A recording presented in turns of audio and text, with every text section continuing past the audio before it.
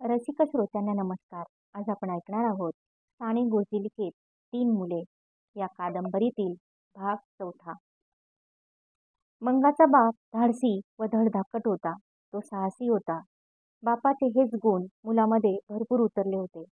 गलबतातील माल उतरता उतरता मंगाच्या बापाच्या मनात आपणही असे व्यापारी झालो तर किती छान होईल असे नेहमी येत असे. परंतु ते त्यांना जमले नाही. एखादे वेळेस बाप लेकाचे असे संवाद होत असत. बाबा, तुम्ही व्यापारी नाही झालात, परंतु मी नक्की होईल. तुमची इच्छा मी पुढे पुरी करीन. हो रे बाबा, व्यापारी हो. मिळमिळीत जगणे मला आवडत नाही. माझा मुलगा तरी पराक्रमी व श्रीमंत होऊ दे. अगदी राजाप्रमाणे जगू दे. पिता मंगाच्या मनात असे विचार भरवी. मंगाही बंदात काम करायला जात असे. माल चढवणे, उतरवणे हे काम करीत असे. एकदा मंगा एका व्यापाऱ्याबरोबर परदेशात जाण्यासाठी निघाला होता. परंतु पित्याने त्याला जाऊ दिले नाही. बाबा, का नाही मला जाऊ देत? मी मेल्यावर जा. मी जिवंत आहे तोपर्यंत तू जाऊ नकोस. पण का बाबा? तुला दूर पाठवण्यास मला धीर होत नाही. मंगावर त्याच्या वडिलांचे फार प्रेम होते. हळूहळू मंगाच्या लग्नाचे विचार त्याच्या पित्याच्या मनात खेळू लागले. आपल्या मुलाला एखाद्या श्रीमंताची मुलगी मिळावी असे त्यांना वाटे. पुढे मंगाला जर व्यापारी व्हायचे असेल तर पैसे नकोत का? त्याला भांडवल नको का? आणि खरोखरच एकदा असा योग आला. एक व्यापारी सारंग या गावी आला होता. आपल्या मुलीला योग्य असा वर पाहावयास आला होता. तो गावात सर्वत्र हिंडे, बंदरावर फिरावयास जाई. एक दिवशी बंदरातील म्हातारीच्या खानावळीत तो बसला होता. म्हातारीजवळ तो बसला होता. इतक्यात मंगा तेथे आला. मंगा संचित व खिन्न होता. ये रे मंगा, म्हातारीने हाक मारली. हे कोण पाहुणे आहे? त्याने विचारले.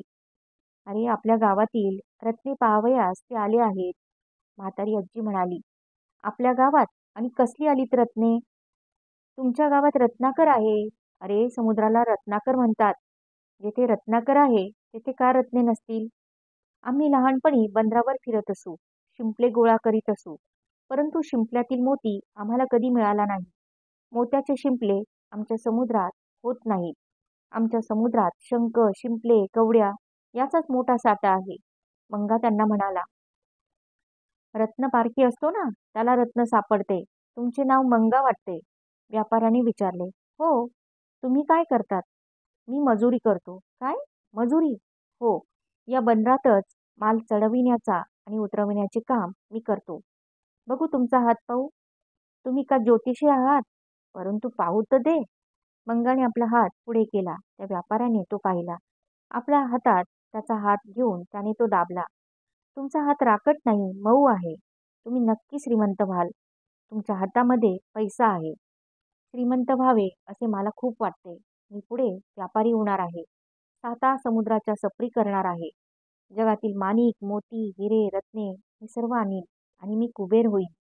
तुम्हाला श्रीमंत व्हावे असे वाटते का? हो हो. तुम्हाला मजुरीचा कंटाळा आला आहे? मला मजुरीचा नाही कंटाळा आला.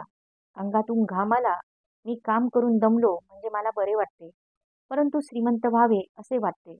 श्रीमंत झाल्यावरही मी काम करीन, बाग करीन, बागेत फुले व फळझाडे लावीन. मला फुलांचा मनातून फार नाद.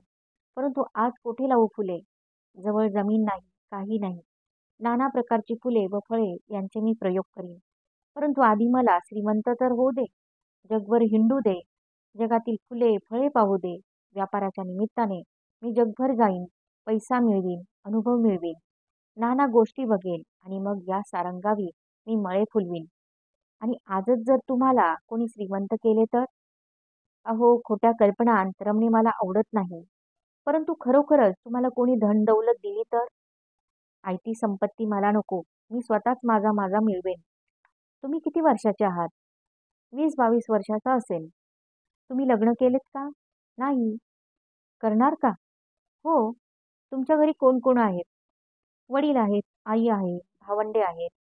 या म्हाताऱ्या आजीबाईचा व तुमचा कसा काय परिचय? आम्हाला या लहानपणी खाऊ देत. आम्ही खेळायला येत असू. आमची भांडणं ही आजीबाई मिटवी. कधी थालीपीठ खायला देई, कधी आणखी काही. अजूनही खाऊ घ्यायला येता वाटते. हो. आम्ही आजीला लहानच आहोत. कधी वाईट वाटले तर मी येथेच येतो. आणि पुन्हा आनंदी होऊन जातो. मग आज तुम्ही खिन्न होऊन आला होता? हो. तरुणांना दुःख नसावे, चिंता नसावी.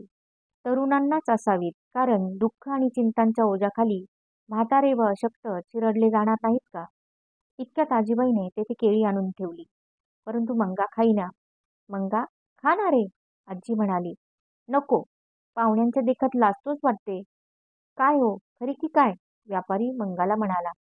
तुम्ही घ्या, म्हणजे तोही घेईल, आजी म्हणाली.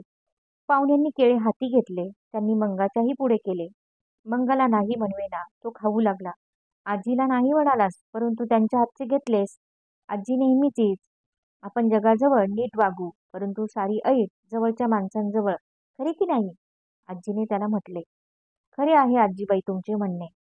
मंगा निघून गेला. व्यापाराला मंगा खूप आवडला. आपली मुलगी मंगाला द्यावी असे त्याच्या मनात आले.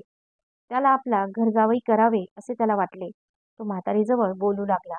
आजीबाई सारे बोलणे ऐकून घेत होती. शेवटी ती म्हणाली, तो तयार होईल असे मला वाटत नाही. परंतु का? ते मला काही सांगता येत नाही. अहो, मी त्यांच्या वडिलांकडे जातो व त्यांना गळ घालतो. पहा जाऊन, परंतु पिता पुत्रान त्यामुळे वितुष्ट न येवो म्हणजे झाले. दुसऱ्या दिवशी व्यापारी मंगाच्या घरी गेला. मंगाचे वडील घरी होते. मंगा कामाला गेला होता. नमस्कार चमत्कार सर्व झाले. बोलणे निघाले. काय असेल ते असो, तुमच्या मुलाने माझे मन मोहून घेतले आहे. मी आजपर्यंत कितीतरी तरुण पाहिले, परंतु त्याने मला वेड लावले. माझ्या मुलीला हाच मुलगा मला वर म्हणून असावा असे वाटते. तुम्ही नाही म्हणू नका. माझी एकुलती एक मुलगी आहे. मी तुमच्या मुलाला घर जावई करीन. माझ्या घरी कशाला तोटा नाही. तुमची संमती द्या आणि मुलाला सांगा. अहो, माझे तो ऐकेल. तुमचे प्रेम असेल तर ऐकेलच. आईबापाचे का मुलावर प्रेम नसते? परंतु मुले आईबापाचे सारेच ऐकतात असे नाही. परंतु तुम्ही अकस्मात आलात, योगायोग दिसतो. माझ्या मुलाने श्रीमंत व्हावे असे मला नेहमीच वाटते. कदाचित माझी इच्छा खरी व्हायची असेल, नाहीतर असे विचार माझ्या सदैव मनी यावे असे तरी का व्हावे? खरे आहे, येणाऱ्या गोष्टींचा आधी गंध येतो, होणाऱ्या गोष्टींची छाया पडते. तुम्ही विचारा हं, मी जातो, उद्या परत येईन. तो व्यापारी निघून गेला होता. पिता अत्यंत आनंदात होता. परंतु मंगा ऐकणार नाही हीच काय ती त्याला भीती होती. आपण धाक घालू, धमकी देऊ वगैरे गोष्टी तो मनामध्ये योजित होता. शेवटी त्या दिवशी त्याने मंगाजवळ रात्री बोलणे काढले. मंगा, तुझे थोर नशीब बाबा. कशावरून हो बाबा? अरे, तू एकदम श्रीमंत होणार. कोणी सांगितले? एका श्रीमंताची मुलगी तुला मिळणार आहे. काय? मंगा, तुझे लग्न करण्याचे विचार माझ्या मनात खेळत होतेच, परंतु इतक्या लवकर अकस्मात काही नेमानेमाच्या गोष्टी घडून येतील असे वाटले नव्हते. आपल्या गावात एक व्यापारी आला आहे. तो आपल्या मुलीला वर मुलगा शोधित आहे. त्याची एकुलती एक मुलगी, दुसरे मुलबाळ नाही. तो जावयाला घर जावई करणार आहे. तो व्यापारी आज आपल्याकडे आला व तू त्यांच्या मुलीचा नवरा व्हावे अशी त्यांनी स्वतःची इच्छा प्रकट केली. तुला त्याने कसे कोठे पाहिले देव जाणे. मी आश्चर्यचकित झालो. परंतु या सर्व गोष्टीत देवाचा व दैवाचा हात आहे असे मला वाटते. मंगा, दैव चालून आले आहे. भाग्य आपण होऊन तुला भेटायला आले आहे. तू नाही म्हणू नकोस. आलेल्या लक्ष्मीला नाही म्हणू नये. तुझे जन्माचे चांगले होईल. माझा मंगा सुखी श्रीमंत होईल. खरं ना? हो, बोल, श्रीमंत हो. मग बंदरावर माल उतरावा तुला लागणार नाही. कपडे मळणार नाहीत.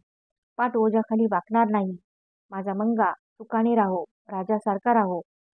तू खूप मोठा होण्यासाठी जन्मला आहेस असे मला नेहमी वाटे.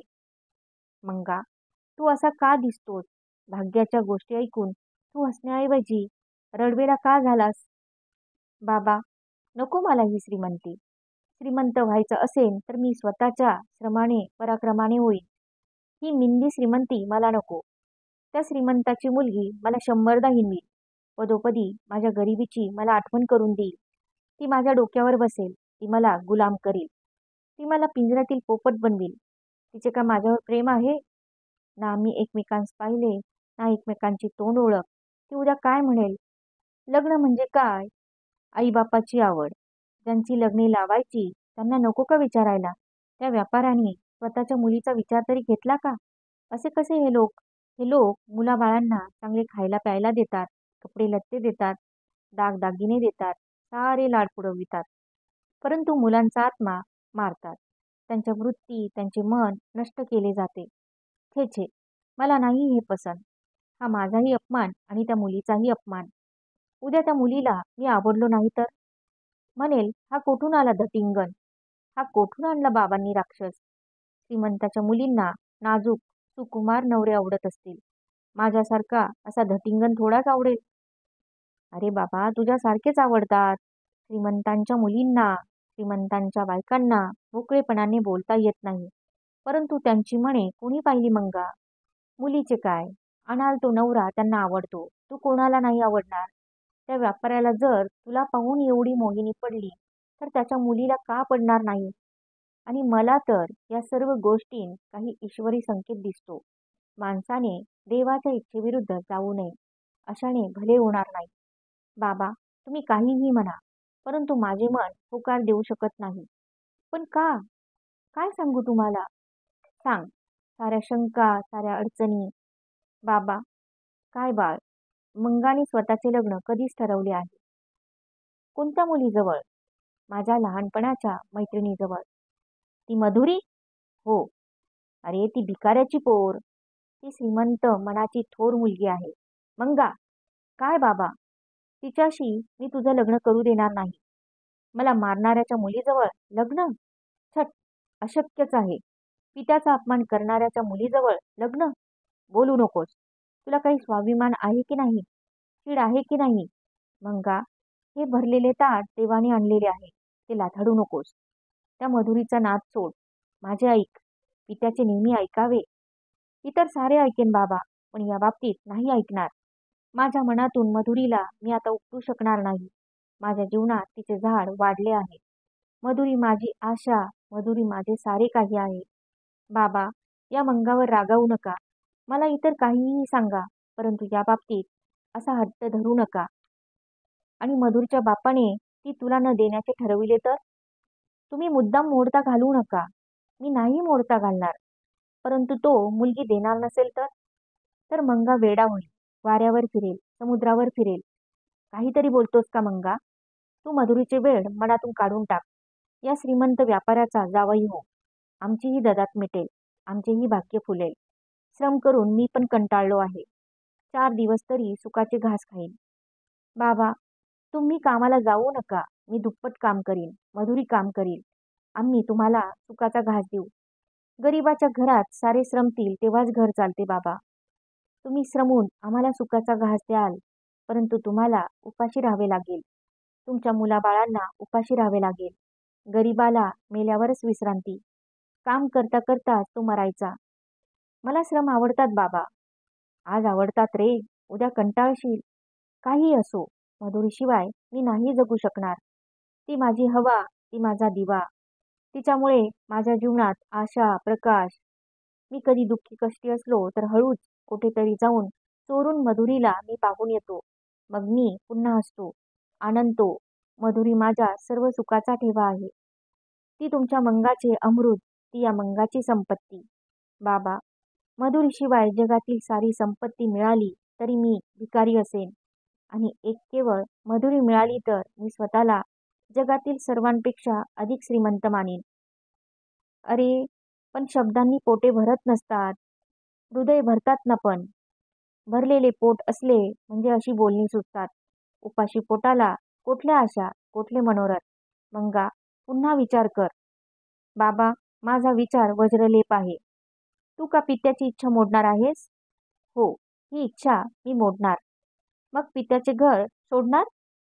ही इच्छा माझ्यावर लादली जाणार असेल तर मी हे घरही सोडणार. कोठे राहशील? पृथ्वी खूप मोठी आहे, कोठेही राहीन. आकाशाचे पांघरूण आहे, धरित्रीची मांडी आहे. प्यायला नद्या नाल्यांचे पाणी आहे. खायला झाडामाडांचा पाला आहे. मधुरी व मंगा एकत्र असली म्हणजे मातीचे कण त्यांना माणिक मोती वाटतील. सारी सृष्टी त्यांना दिसेल, सारी दुःखे त्यांना गोड वाटतील. मंगा, माझा करारी स्वभाव तुम्हा सर्वांस माहीत आहे. बाबा, आणि मीही तुमचाच मुलगा आहे. तू घरातून निघून जा. जातो बाबा, आता या क्षणी जाऊ? जा, या क्षणीच जा. आणि खरेच मंगा उठला. त्याची आई रडू लागली. जाऊ दे कार्ट्याला, त्याचे तोंडही मी पाहणार नाही. जा, निघ आत्ता. मंगा घराच्या बाहेर पडला. अंधार होता, परंतु मंगाच्या मनात मधुरीच्या प्रेमाचा दिवा झळकत होता. कुठे जाणार होता मंगा? त्याचे प्रेम नेईल तिकडे. जा मंगा, जा, प्रेमाशी लग्न लाव. मंगा पुन्हा घरी येईल असे बापाला वाटले होते, परंतु मंगा घरी आला नाही. बाप त्याला इकडे तिकडे पाहत होता, परंतु त्याला तो दिसला नाही. तो व्यापारीही निराश होऊन निघून गेला. काय ही वेडी पोरे, असे म्हणत तो निघून गेला. घरी चालत आलेल्या संपत्तीला लाथाडणाऱ्या मुलाची त्याला कीव वाटली. हळूहळू बाप मंगाला विसरला. आपला एक मुलगा जणू मेला आहे असे समजून तो वागू लागला.